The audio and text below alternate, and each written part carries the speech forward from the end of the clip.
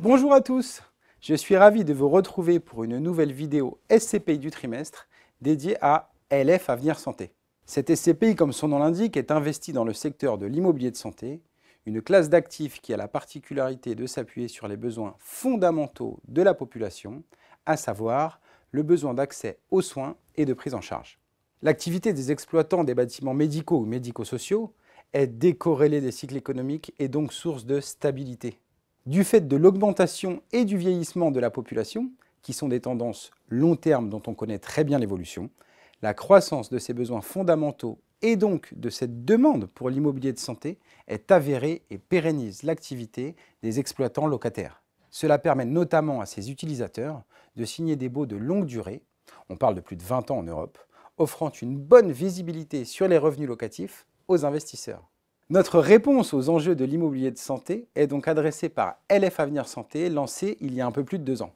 Sa stratégie d'investissement vise d'une part à privilégier les typologies d'immobilier de santé de soins primaires ou encore de médecine de ville, comme par exemple les centres médicaux, les pôles de santé, les cliniques ambulatoires, et d'autre part à mettre l'accent sur les localisations qualitatives dans les grandes agglomérations et métropoles en France et en Europe.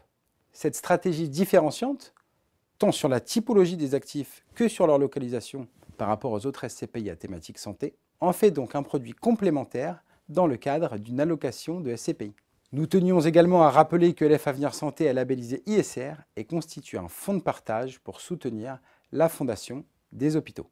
En 2023, la collecte dynamique a permis de doubler la taille du portefeuille sous gestion pour atteindre une capitalisation de près de 183 millions d'euros, dont près de la moitié est représentée par des pôles ou des centres de santé et 35% par des cliniques.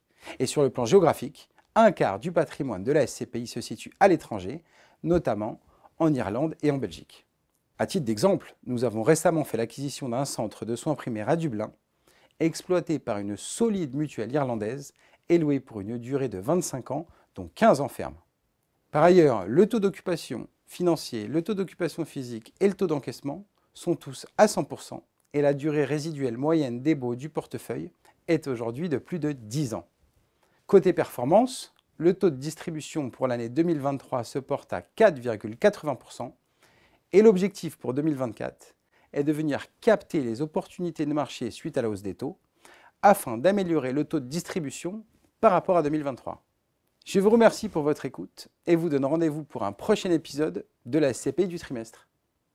En tant que gérant responsable, nous nous devons de vous rappeler que la SCPI comporte des risques, notamment de perte en capital, de liquidité, de variabilité de revenus et que la durée de placement recommandée est de 9 ans.